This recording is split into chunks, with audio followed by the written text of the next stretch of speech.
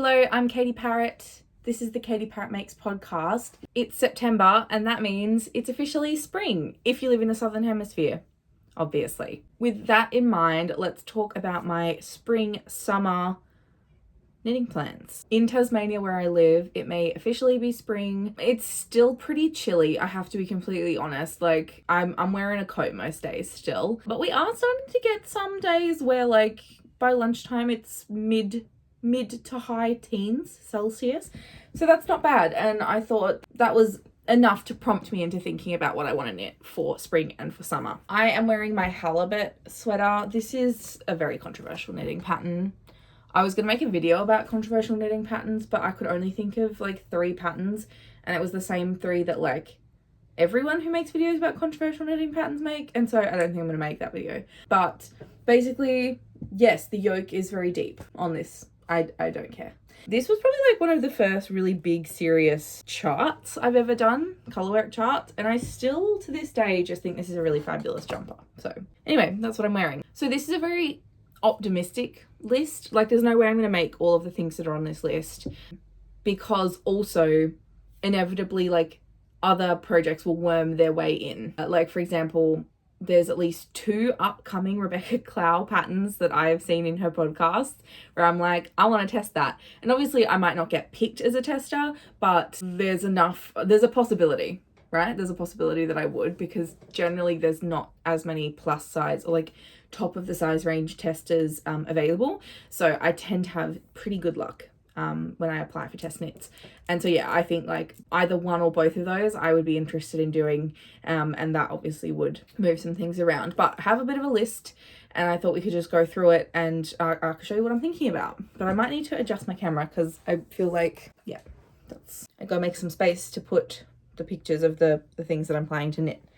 Okay, I have my list. Let's just go through it. First cab off the rank for my spring summer knitting is a project you have already seen, but I recently just joined the back and front pieces, so I'm really excited. This is the Maggie Vest from Petite Knit, and I'm knitting it in the stripe pattern from the Olga sweater. So that's a 4-row repeat stripe. So yes, I very recently, like you can see, done 2 rows under the arm. I just joined this, so now I'm just doing big old knit and purl rows, which is fine. I'm enjoying it. I always have this thing where, like, because I do combination rib, it's such a toss up because I feel like you can only do one direction quickly. Like, if you do regular continental, then your knit rows are really fast. If you do, I think it's called like Eastern purls, then your purl rows are really fast. But then the flip side of that is if you Eastern purl, you have to like correctly, like you have to remount the legs of the stitch on the knit row, right? So the way that the Eastern purl works is that you end up with the rightmost leg of the stitch on the back. So you need to knit through the back for that row, which I find very slow. I'm just like, it's just a really slow process. So yeah, I kind of swap between, which is probably really bad for my tension. I have at least 1 row on here where I can see really clearly that I've rowed out, and I'm just like, whatever. So I do swap between doing like, I'll do a few regular knit rows, regular purl rows, and then I'll do a few Eastern purls and then knit through the back leg rows. This is coming along really well. I think this is going to be done quite soon. I'm trying really hard to finish my Afric test sweater, which I'm super close on, and then once that is done, this is going to be like my top priority because I keep wanting to pick this up because I can't wait to wear it. I am knitting this with Bendigo Woolen Mills. This is one of their random like recycled balls, and then the red is a bamboo blend. I think they've actually just released, Bendigo, their Dolce, which is 50-50 bamboo and wool, and I only just made a Bendigo order, so I can't order more, but I want to because I love Dolce. So number 2 on my list, and I'm planning to cast this on basically as soon as my Afric is finished, and this is going to be the knit purl repeat sweater. I saw this and I just loved it. I love how kind of like modern and fresh it feels, so I thought I might have enough yarn to be able to do it with my stash, but I didn't have the right combinations of the right colors in the right thicknesses. I mentioned in one of my previous videos that I like to store project worths of yarn in these bags, and someone suggested that they would write the project they're planning to use it on as well. So that's what I've done here, and the yardage, just in case. Like, I don't think I'm going to change my mind for this one, but there's some other yarns that I've stored away where I'm like, maybe I will. So I wanted to do a bright pink sweater. My phone keeps falling off the mount that I use, so I might have moved. I'm not sure. Sorry in advance. Okay, the Knit Purl Repeat sweater, I feel like it's really modern. Like, I love the chart, the colorwork chart. I have never knitted colorwork flat, and this does have a couple of rows of flat colorwork, but I'm a big girl, I'm sure I can manage it. For the main color, I bought this super vibrant pink. It is the Bendigo Woolen Mills Luxury 8 ply, and this is shade Geranium. These are 400 gram balls. 400 gram? These are 200 gram balls, 400 meters. So this is going to be the main color. And then for the contrast color for the colorwork, this is their classic 8 ply in the shade Rosebud. I think that's going to be a really great level of contrast, and it's going to look super cute, and I'm super excited. Really keen to cast this one on. I think about it like every day. Alrighty. You have seen me talk about the yarn that is in here before, and you've heard me talk about this pattern before. We're now going to put it all together. I have balled up this Dizzy Devil 4-ply sock yarn, and I have this knitting for Olive Merino, and I'm going to hold these double, and I'm going to make a Luminous Summer tank top, which I think will be super pretty. I'm so intrigued to see how this knits up, and I think that this combo is going to look gorgeous. I am super excited to cast this on. I went through the pattern and like highlighted my size throughout the whole pattern just the other day, so I feel like we're getting ready to cast this on. And again, I'm just like not letting myself cast anything on until the Afric is done, but this is going to be beautiful, and I'm super excited to see how the Luminous Summer comes together. I think it's going to be beautiful. Ooh, so excited. Next, again, you've seen this yarn. This is my knitting for Olive Pure Silk in shade Cardamom, but I want to make the Clover Tee. I'm starting to dabble, or I haven't yet, but I'm making plans which will force me to dabble in some simple lacework motifs to kind of get myself comfortable with a new universe of knitting. I was going to make just like a plain Tolster tee with this because I'm going to hold it double, but I think it will look beautiful as the Clover Tee, and I already am like super excited to wear it. So that will be really nice, and I'm looking forward to knitting with this. I have never knitted with something that's got quite this texture, so super curious, and if I really enjoy it, I can see myself making more of the Clover Tee, but obviously I have to see how it fits and stuff, because I just think it's a really pretty design. I love little motifs. It says on Ravelry that it's a worsted weight pattern, but I looked at the meterage, like weight of the yarn that they use, and I was like, that seems more like a DK or like an 8 ply than a worsted. So I'm going to gauge swatch this, and we'll see how we go. And if it doesn't work, then I have other things I can use it for, so I'm not too fussed. That's fine. I also want to make a Tolster tee, and I also want to make an Anker summer shirt, which is basically just spoiling what I'm about to talk about next, but that's fine. I want to make an Anker summer shirt. I have seen the Anker pattern in a few places. I think it's really nice, and I really like it, and I've been looking for different summer t-shirt inspo. I'm not entirely sure what I'm going to use to make it. I have quite a lot of things in my stash that I could pull from. What I really wanted to use was, I just balled this up the other day, wound, whatever. This is from, oh my god, this is from Rainbows and Sprinkles. This is called Lilac Mimosa. It's their Luscious DK base, so it is 85% superwash merino and 15% nylon. But I only have 4 balls of it, which gives me 800 meters. I think I can get a DK weight shirt out in 800 meters. Like, that's what I did with my Lusk tee. I mean, I came pretty close on the yarn chicken there. Like, I had very little left, but I could do it. So that is an option, but I'm just not sure. Like, it would be cutting it pretty close.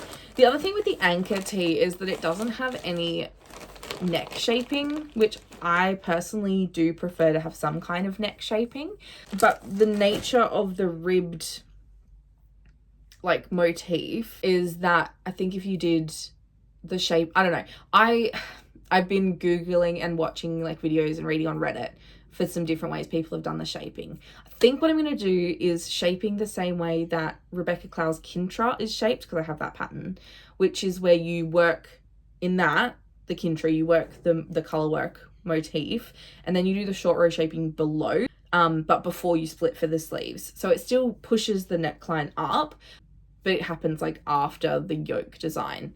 I think that's what I'm going to do for the Anker summer shirt, in whatever yarn I happen to use for that. When I showed my knitting for Olive Haul, I said that I wanted to use this to make a Daydreamer cardigan. Now, I have been doing some swatching of this because if you watch that video, you might remember that I was feeling a little unsure about this combo. So I did some swatching, and this is what we ended up with for this, which is quite pretty, but again, I really don't feel sold on this swatch. I have to be like super honest. So I did another swatch with the same merino and this that I picked up from my Bendigo trip, which is Bendigo 60% wool, 30% bamboo, 10% alpaca. And I thought, well, that's quite a bit closer. There is a difference. So this is 8 ply and this is a 10 ply. So I was a bit worried about getting gauge, but I did get gauge with that. And so they're my two swatches. And I've got to be honest, I don't know if I've just been looking at them too long, but I'm not sure I like either. I just don't know. So for the time being, I'm going to pop that pink to one side. And I think what I'm going to do instead, it's been a number of hours since I have filmed. My dad brought my kid home and then we had lunch and then I went to visit my mum and then, you know, anyway, whatever. It means that I have no idea really what my train of thought was, but I remember where I was up to on my list. So we're going to try and finish filming while my bub sleeps. I'm pretty sure what I was saying was that I wasn't in love with either of these swatches. So I did buy some purple because I already had a bunch of this purple mohair and I thought, well, maybe I could make a purple version instead. So this is the Lana Gatto silk mohair, and then this is the Bendigo Woolen Mills 10 ply luxury in the shade lavender. So I might swatch these this evening and see how I feel. They're not like exactly the same, but I think it's gonna have quite a pretty effect, or it won't, and I will have once again just like completely cooked this and I don't even know where we'll go. But anyway, I will keep trying to find a combo that I like for this cardigan because I really want to make the cardigan. Just having trouble finding the perfect yarn. I am literally surrounded now. I don't even know where to go next. Ever since this pattern was released, the Flowerchild, I have been quite obsessed with it. I just think there's something so delicate and so beautiful about it. And this was what inspired me to be like, I need to get over myself and just learn how to do lace, because surely it can't be that hard, you know what I mean? And I went to my local yarn shop, Salamanca Wool Store, and I ended up picking out this beautiful Fiore sock hand dye in the shade Abalone to make it with. Isn't that absolutely just stunning? It's the most beautiful like grey pink. This is 80% fine merino, 20% nylon, machine washable. Absolutely gorgeous. So I have 4 skeins of that, and I don't know when I'll cast that one on exactly, but that's what I want to make with this yarn, so it's just a matter of time really. We're kind of at the end of my list now where I'm like, these are just the first few that I mentioned. I was like, yes, I'm definitely making, yes, I'm planning to cast on within the next like month or two. We're now at the end of the list where I'm like, these are patterns I'd like to make in yarns I think I'd like to use kind of vibe. So, you know, we're in the more speculative part of the video now. I have some of this Draper James yarn. I'm pretty sure this is like a Joann's brand because it just suddenly appeared in Australian Spotlight. And yeah, it's distributed by Joann's stores. Now this is a bulky 12 ply, 60% superwash merino, 40% acrylic. I'm not like the hugest fan of acrylic blends, but I was like, this 60% wool kind of tipped it over into acceptable category for me. So I have a bunch of balls of the yellow and a bunch of balls of the pink, and I don't know exactly which I'll use, but I want to make the Peony Vest, I think this is such a cute pattern. I've had my eye on it ever since it came out. I like literally bought it, I think like the week it was released. So I will make it with one of these two, and I just don't know which yet. I will see which one it takes my fancy. I kind of vibe the bright yellow. Well, I vibe both of them. I mean, that's the problem. I like them both.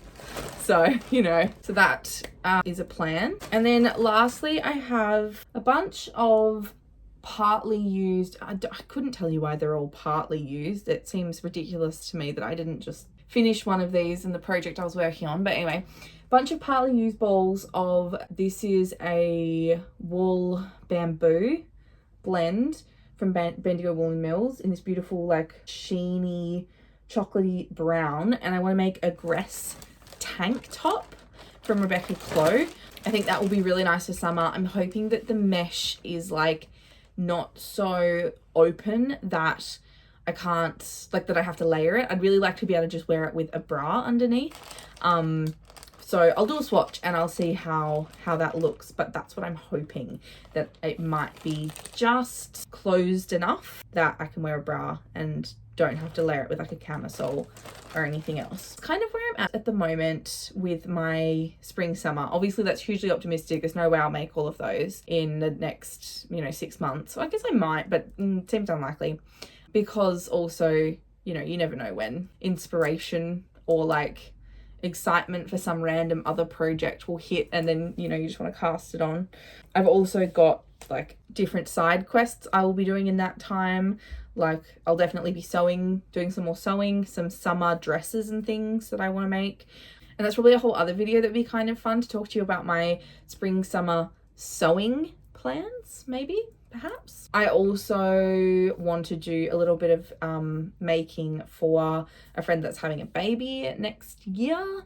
And yeah, like you just don't know where inspiration will strike. So I just thought I would have a bit of a chat and a bit of a share some of the things that I'm eyeing off and that I want to make.